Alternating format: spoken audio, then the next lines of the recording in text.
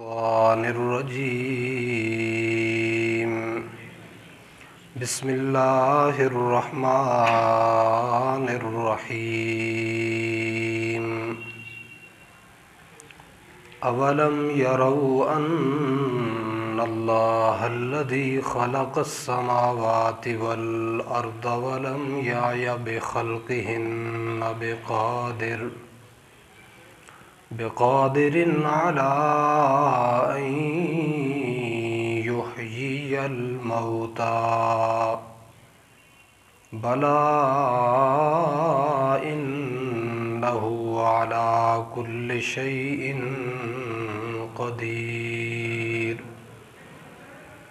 ويوم يعرض الذين كفروا على النار أليس هذا بالحق قالوا بلى وربنا قال فذوقوا العذاب بما كنتم تكفرون فاصبر كما صبر أولو العزم من الرسل ولا تستعجل لهم كأنهم يوم يرون ما يوعدون لم يلبثوا إلا ساعة من نهار بلاغ فهل يهلك إلا القوم الفاسقون۔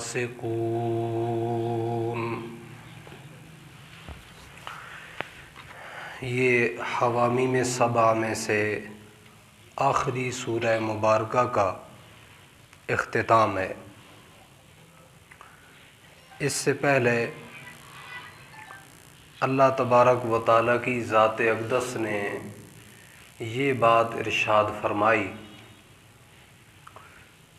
کہ یہ قرآن مجید رسول اکرم صلی اللہ علیہ وآلہ وسلم کا پیش کردہ دین اس قدر سچا اور حقیقی دین ہے کہ اگر کوئی انسان اسے دھیان کے ساتھ سمجھنے کے لیے حق کی طلب میں توجہ سے سنے تو وہ اسے قبول کر سکتا ہے۔ انسان تو پھر بھی اشرف المخلوقات ہے، بڑی اچھی صلاحیتوں کا مالک ہے۔ جنات جیسی مخلوق جو طبعاً بنسبت انسان کے شرارت پسند ہے، ان جنوں نے بھی قرآن مجید فرقان حمید رسول اکرم صلی اللہ علیہ وآلہ وسلم سے سنا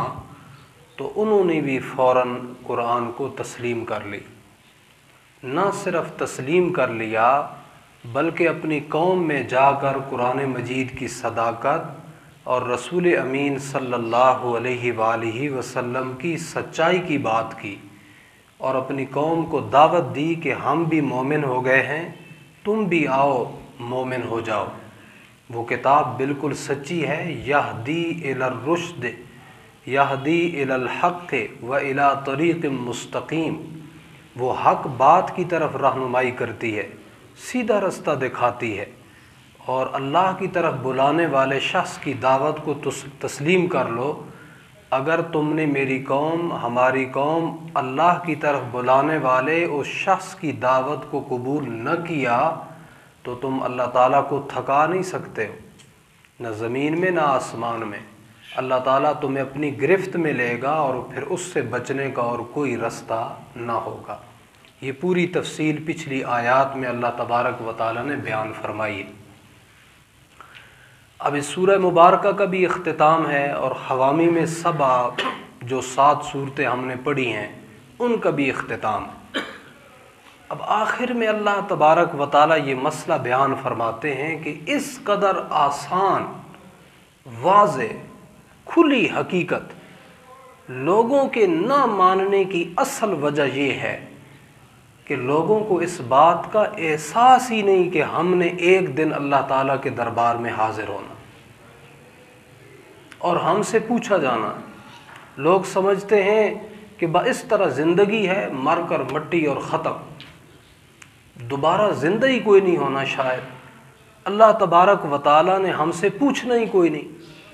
اور جو لوگ اس کے قائل ہیں، جیسا کہ اب امت مسلمہ کی اکثریت کی حالت یہ ہے کہ ہم قائل تو ضرور ہیں، لیکن ہمارا وہ عقیدہ عمل کے باب میں ظاہر نہیں ہو رہا۔ جیسا ایک شخص قائل ہے کہ اللہ تعالیٰ مجھے دیکھ رہا ہے، اللہ تعالیٰ ظلم کو ناپسند کرتا ہے، لیکن اس کے باوجود وہ ظلم کر رہا ہے، تو اس کا وہ عقیدہ اور اس کی وہ فکر اور نظریہ عمل کے باب میں ظاہر نہیں ہو رہا۔ تو اس بات کی کھلی دلیل ہے کہ اس کا عقیدہ کمزور ہے۔ اگر اس کا عقیدہ مضبوط ہوتا تو عمل کے باب میں بھی اس کا اثر نظر آتا۔ جس طرح ہمارا خیال ہے کہ آگ جلا دیتی ہے تو ہم اس میں ہاتھ نہیں گھسیڑتے، کیوں؟ اس واسطے کہ ہاتھ دور کرنا، بچنا، اس بات کی دلیل ہے کہ ہم یقین رکھتے ہیں کہ آگ نقصان دینے والی۔ تو جو شخص کہے کہ آگ جلاتی ہے لیکن اس کے باوجود اس میں ہاتھ گھسیڑے، ایسا نہیں ہوتا، کیونکہ اس کا عقیدہ اسے روک رہا ہے۔ تو ہم مسلمانوں کا عقیدہ اور نظریہ ہے کہ اللہ تعالیٰ نے ہمیں دوبارہ زندہ کرنا ہے، ہم نے اللہ تعالیٰ کے دربار میں حاضر ہونا ہے، اللہ تعالیٰ نے پوری زندگی کے بارے میں ہم سے پوچھنا، یہ کام کیوں غلط کیا؟ میں نے پیغمبر بھیجا تھا، کتاب دین دے کر بھیجا تھا، پیغمبر نے قربانیاں دے کر مشکلات کے ساتھ دین تم تک پہنچایا تھا، کیوں نہیں اس بات کو مانا؟ اگر تو جس مسلمان کا یہ عقیدہ اور نظریہ پختہ ہے تو اس کا یہ عقیدہ عملی زندگی میں اسے برائی سے روکے گا، ظلم سے روکے گا۔ تو مسلمانوں کی بھی اکثریت، یا یوں کہیں کہ نبی اکرم صلی اللہ علیہ وسلم کے زمانے کے مسلمان تو اعلیٰ درجے کے تھے، ہم تو آج کے دور کے مسلمان کی بات کر رہے ہیں۔ اس زمانے کے اندر بھی جو لوگ تھے، اول تو قائل ہی نہیں تھے، جس طرح مشرکین مکہ تھے۔ یہودی اور عیسائی قائل تھے کہ مرنے کے بعد زندہ ہونا ہے، لیکن ان کا یہ عقیدہ اتنا کمزور تھا کہ عمل کے باب میں اس کا کوئی اثر ظاہر نہیں ہوتا تھا۔ عمل کے باب کے اندر پیغمبر اسلام صلی اللہ علیہ وسلم باوجود اس کے کہ اپنی کتاب یعنی تورات انجیل میں بھی آپ صلی اللہ علیہ وآلہ وسلم کی نشانیاں پڑھ چکے تھے، آپ کی سیرت پڑھ چکے تھے، اور آپ کی جو کچھ انہوں نے کتاب میں پڑھا تھا، آپ صلی اللہ علیہ وسلم کی سیرت بےعینی ایسی تھی، تو حق پہنچ چکا تھا، لیکن ضد اور عناد میں ٹھکرا رہے تھے۔ تو ان کا یہ عقیدہ اور نظریہ انہیں حق کے سلسلے کے اندر اس کو قائل نہیں کر رہا تھا، تسلیم نہیں کر رہے تھے، اس کا انکار کرتے چلے جا رہے تھے۔ تو اللہ تعالیٰ اس سورت کے آخر میں ارشاد فرماتے ہیں کہ نہ ماننے کی وجہ یہ ہے کہ لوگوں کو اس بات کا صحیح معنوں میں یقین ہی نہیں کہ ہم نے دوبارہ زندہ ہونا ہے۔ میں نے عرض کیا اگر یقین ہے تو نہ ہونے کے برابر ہے، کیونکہ یقین اصل میں وہ ہے جو انسان کے عمل کے اندر ظاہر ہوتا ہے۔ تو اللہ تعالیٰ نے آخر اس سورہ مبارکہ کے اندر، خوامیم سبا کا بھی آخر ہے، سورت کا بھی آخر ہے، اللہ تعالیٰ نظریہ قیامت کو بیان فرماتے، فرمایا اولم یروا ان اللہ الذی خلق السماوات والارض ولم یعی بخلقہن، بھلا وہ اللہ جس نے آسمانوں کو پیدا کیا، زمین کو پیدا کیا، ولم یعی بخلقہن، اور اتنی بڑی کائنات کو پیدا کرنے میں ذرا برابر بھی اسے تھکاوٹ نہیں ہوئی۔ لوگوں کو اتنی بڑی کائنات کی تخلیق دیکھ کر یہ بات سمجھ نہیں آتی کہ ایسا اللہ بقادر علی ان یحیی الموتى، مردوں کو زندہ کرنے پر بھی قادر ہے۔ اتنی بڑی تخلیق اور قدرت کا نمونہ دیکھ کر کیا لوگوں کی سمجھ میں یہ بات نہیں آتی کہ وہ اللہ جس نے اتنی بڑی کائنات پیدا کی اور تھکا بھی نہیں، وہ مردوں کو زندہ کر پائے گا؟ تو اتنی بڑی قدرت کا نمونہ بے شک باس بعد الموت، یعنی مرنے کے بعد دوبارہ زندہ ہونے کا امکان ثابت کرنے کے لیے علی وجہ الاتم کافی ہے۔ لیکن اس کے باوجود اگر کوئی تسلیم نہ کرے یا اس پر یقین لانے کی کوشش نہ کرے تو پھر اس کا تو کوئی حل نہیں ہے۔ اللہ تعالیٰ نے رستہ دکھانا ہے، اس رستے کی سچائی کو ثابت کرنا ہے۔ اتنی بات اللہ تعالیٰ نے اپنے ذمہ لی ہے، اور اپنے رسولوں کی ذمہ داری بھی صرف اتنی قرار دی کہ تم نے میرا بتایا ہوا اصول اسے ثابت کرنا، اس کا امکان، وہ اس کے دلائل پیش کرنے، آگے تربیت تو خود کرنا پڑتی ہے۔ ایسے تو کوئی نظام بھی نہیں ہے کہ ہم اللہ تعالیٰ کا کوئی پیغام سنیں اور بس خود بخود ہم مجبور ہو جائیں۔ اللہ تعالیٰ مجبور تو کرنا نہیں چاہتے، خود تربیت کرنا پڑے گی۔ ایک رستہ نظر آ جائے گا، خود اس کا یقین لانا پڑے گا، اسے پکا کرنا پڑے گا دل پر، عملی زندگی میں اس کا لحاظ رکھنا پڑے گا۔ ایک دن لحاظ رکھیں گے وہ نظریہ اور پکا ہو جائے گا، دوسرے مقام پر اس کا لحاظ اعتبار کریں گے اور پکا ہو جائے گا، تیسرے دن کسی موقع پر اس کا اعتبار کریں گے، میرا اللہ مجھے دیکھ رہا اور پکا ہو جائے گا۔ چوتھے دن چوتھے کسی شخص کے ساتھ کسی معاملے میں ہم اللہ سے ڈر جائیں گے، نہیں میرا اللہ مجھے دیکھ رہا ہے، میں نے جواب دینا ہے، اور پکا ہو جائے گا۔ اس طرح ہم جب اس کو بار بار اس کی مشق کریں گے، اس کا لحاظ کریں گے، تو اتنا زیادہ پکا ہوتا چلا جائے گا۔ قرآن اور سنت یا نبی اکرم صلی اللہ علیہ وسلم کی تعلیم یا کسی بھی پیغمبر کی تعلیم کا یہ مطلب بالکل نہیں ہے کہ انہوں نے تعلیم فرما دی بندہ مجبور ہو گیا، پل میں بدل گیا، یہ ساری غلط باتیں۔ بس سمجھ انسان کو آ جاتی ہے، ذہن میں ایک بات جو ہے نا وہ اثر کرتی ہے، اس کے بعد خود تربیت کرنا پڑتی ہے۔ بالکل اس طرح ایک چیز ہدایت بھی بالکل ایسے ہے جس طرح کیاری کے اندر ایک انسان ایک پودا لگاتا ہے، اگر پودا تو لگانے والے نے لگا دیا یا وہ اگ گیا، اس کی مسلسل نگہداشت کریں گے تو وہ پھلے گا، پھولے گا، بڑا ہوگا، اور اگر اس کو نظر انداز کر دیں گے، اس کی رعایت نہیں کریں گے تو وہ پھل نہیں دے گا۔ بالکل اسی طرح ایمان اللہ تعالیٰ کی مقدس کتاب، رسول مہربان صلی اللہ علیہ وسلم کے ارشادات سننے سے دل میں پیدا ہوتا ہے، اس کے بعد اس کی رعایت کرنا پڑتی ہے، اس کا لحاظ رکھنا پڑتا ہے، اس کی تربیت کرنا، اسے بڑھانے کی کوشش کرنا پڑتا ہے۔ تو اس سے یہ انسان کے ایک وقت آتا ہے کہ دل میں ایسا پختہ کر دیتے ہیں اللہ تعالیٰ کہ وہ ایمان سے جدا نہیں ہو سکتا اور ایمان اس سے جدا نہیں ہو سکتا۔ تو مالک الملک کی ذات اقدس نے ارشاد فرمایا میری قدرت کا بہت بڑا نمونہ ہے، آسمان ہے، زمین ہے، اور میں ان کو پیدا کرنے میں تھک نہیں گیا، پیدا کرنے کے بعد سارا نظام خود چلا رہا ہوں۔ تو اتنی بڑی کائنات دیکھ کر انہیں اس بات کا یقین نہیں آتا کہ وہ اللہ جس نے اتنی بڑی کائنات پیدا کی اور اب تک چلا رہا ہے، وہ مردوں کو بھی زندہ کر سکتا ہے۔ بالکل اس کا یقین آ سکتا ہے، لیکن یقین آنے کے بعد اس کی رعایت کریں گے، اس کا لحاظ رکھیں گے تو تب کامیابی تک پہنچ سکیں گے۔ مالک الملک نے فرمایا بلا، کیوں نہیں قادر اللہ پاک، صرف مردوں کو زندہ کرنا کون سی بات ہے؟ انہو علی کل شیء قدیر، بے شک اللہ تبارک و تعالیٰ تو ہر چیز پر قدرت رکھتا، اس کے دربار میں صرف مردوں کو زندہ کرنے کی کوئی تخصیص نہیں، ہر چیز پر اللہ تعالیٰ کو قدرت۔ پھر اللہ تعالیٰ ارشاد فرماتے دنیا میں تو ان دلائل میں موجود ہونے کے باوجود اس بات کا یقین نہیں نہ کر رہے، لیکن کل قیامت کے دن جب گرفتار ہو کر میرے دربار میں پہنچیں گے اور اس کفر کی سزا انہیں جہنم کے اندر دوں گا، اس وقت میں ان سے پوچھوں گا الیس ھذا بالحق، کیا یہ حق نہیں ہے؟ دنیا میں تم جھٹلاتے تھے اور کہتے تھے کیسے پیدا ہونا، کب اگلا جان کس نے دیکھا، اور کیسی کیسی باتیں کرتے تھے، اور اس میرے حکم کی اور میرے اس اصل کی رعایت ہی پوری زندگی تم نے نہیں کی، ایسے آنکھیں بند کر کے اسے آسان سمجھا، معمول کی بات سمجھے، اس کی پرواہ نہیں کی۔ الیس ھذا بالحق، کیا یہ حق نہیں ہے؟ تو فرمایا اس وقت اتنا ہی کہہ دینا تو کافی ہوگا کہ یہ حق ہے، لیکن اس وقت ان کی حالت یہ ہوگی، کہیں گے بلا وربنا، کیوں نہیں رب ہمارے کی قسم یہ تو حق ہے، قسمیں اٹھائیں گے، لیکن اس وقت کا ایمان، اس وقت کا تسلیم ذرا برابر بھی کوئی فائدہ نہیں دے۔ مالک الملک ارشاد فرماتے ہیں وَيَوْمَ يُعْرَضُ الَّذِينَ كَفَرُوا،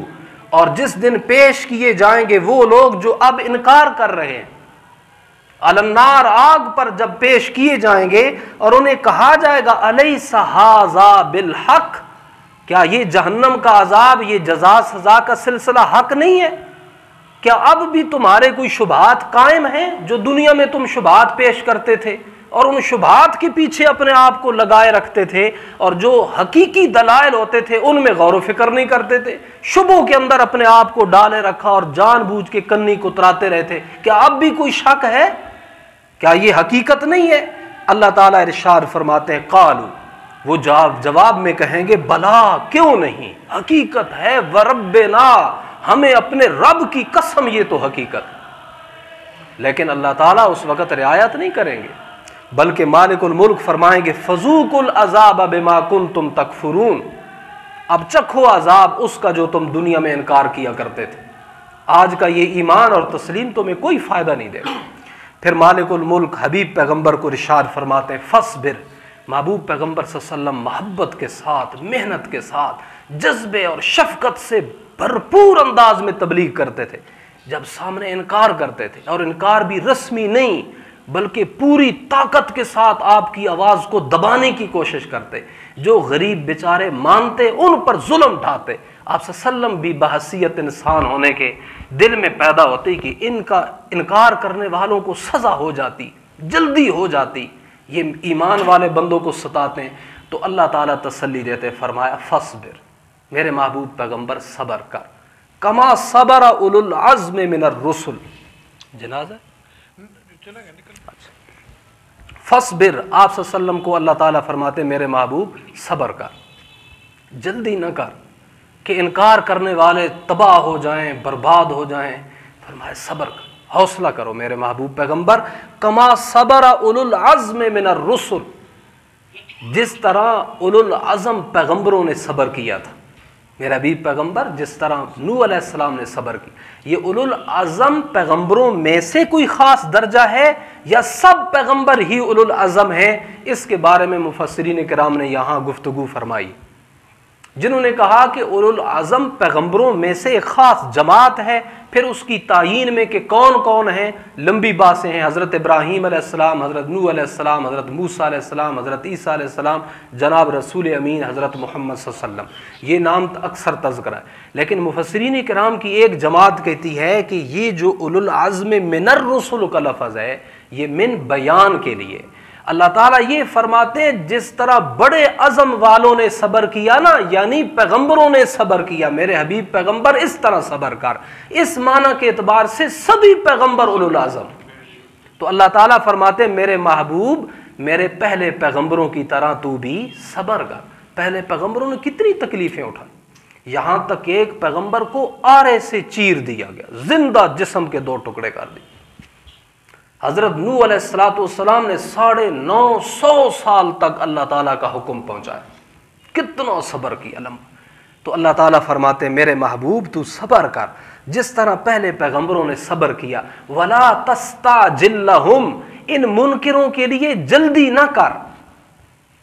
ان کے سلسلے میں جلدی نہ کر، تیرا جذبے جلدی نہ آئے کہ ان تباہ ہو جائیں، انہیں سزا ملنی چاہیے، یہ اتنی دیر انکار کر رہے ہیں، اتنا ظلم کر رہے ہیں۔ فرمایا ان کے سلسلے میں میرے حبیب جلدی نہ کر، جب یہ اپنے عذاب کو آئیں گے نا، تو آج تو یہ ایک ایک دن قابو میں نہیں آ رہے، سمجھ رہے ہیں بڑی ہمارا چرچا، جس دن عذاب میں آئیں گے تو انہیں اپنی ساری زندگی ایسے لگے گی جیسا کہ دن کا ایک حصہ تھا، ایک دن کا ایک حصہ، ایک گھڑی لگے گی۔ 80 سال، 70 سال، 95 سال، 90 سال کا جتنا انکار تھا اور جتنا غرور تھا، جب میرے عذاب میں گرفتار ہوں گے تو ایسا لگے گا ساعتم من النہار، کے دن کا صرف ایک گھڑی ہم نے گزاری۔ اس لیے میرے محبوب پیغمبر اس سلسلے میں تو جلدی نہ کر۔ کأنہم یوم یرون، جس دن وہ دیکھیں گے ما یوعدون، اس عذاب کو جس کا ان کو وعدہ دیا جا رہا ہے، کأنہم، اس دن یہ سمجھیں گے کہ لم یلبسوا الا ساعۃ من النہار، وہ تو دنیا میں صرف دن کا ایک حصہ ٹھہرے ہیں، ایک گھڑی ٹھہرے۔ بالکل ایسے ہی ہوتا ہے، اللہ اکبر، آخرت کا عذاب اور تکلیفیں اس کا تصور بھی دنیا میں نہیں ہو سکتا۔ انسان، ہم اپنی دنیا کی زندگی دیکھیں، ہم اللہ کے فضل سے ایک لمبی زندگی سکون اور عزت سے گزارتے ہیں اور صحت سے گزارتے ہیں، لیکن اگر تھوڑی تکلیف آ جائے تو بندہ سالوں کا سکون بھول جاتا ہے۔ اور بندہ کہتا ہے میں تو سکھ ویکھا ہی کوئی نہیں۔ تو آخرت کی تکلیف کے بارے میں اللہ اکبر، اس کا تصور بھی انسان کے روح پر، انسان کے ذہن پر بھاری ہے۔ تو اللہ تعالیٰ فرماتے ہیں جس دن وہ عذاب ان کے سامنے آئے گا نا، تو میرے حبیب پیغمبر یہ زندگی نے ایسے لگے گی جیسا ساعتم من النہار، پورا ایک دن بھی نہیں، دن کا ایک حصہ، ایک گھڑی ہے۔ بلاغن، کھلم کھلا پہنچا دینا تھا ہم نے، اور ہم نے پہنچا دیا نوع انسانی تک۔ بلاغن، یہ بات پہنچانی تھی، پہنچا دی، ہم نے اپنا پیغام لوگوں تک پہنچا دیا۔ فَهَلْ يُهْلَكُ إِلَّا الْقَوْمُ الْفَاسِقُونَ، آخری بات سنو کہ جو اب بھی انکار کرے گا وہ برباد کر دیا جائے گا۔ اللہ تعالیٰ نے اس بات پر اس سورہ مبارکہ کا بلکہ حوامی میں سبا کا اختتام فرمایا۔ ہم نے جو بات پہنچا دینی تھی، ہماری ذمہ تھی، ہم نے پہنچا دی، دلائل کے ساتھ پہنچا دی، ایک بات کو مختلف پہلوؤں کے سامنے پھیر پھیر کر کے بیان کر کے پہنچا دیا۔ اب اس پہنچا دینے کے بعد، کامل تبلیغ کے بعد بھی جو حد سے تجاوز کرے گا، جو انکار کرے گا، جو پرواہ نہ کرے گا، غفلت برتے گا، سستی کاہلی کا شکار ہوگا، لاپرواہی کرے گا، تو جان لو کہ اس نے برباد ہی ہونا ہے، وہ بربادی سے نہیں بچ سکتا۔ ارشاد پاک ہے بلاغن، پہنچا دینا ہے۔ فَهَلْ يُهْلَكُ إِلَّا الْقَوْمُ الْفَاسِقُونَ، مالک الملک فرماتے جس نے آسمانوں کو پیدا کیا اور زمین کو پیدا کیا، وَلَمْ يَعْيَ بِخَلْقِهِنَّ، اتنی بڑی کائنات کو پیدا کرنے میں تھکا بھی نہیں، بقادرن کا تعلق اولم یرو کے ساتھ،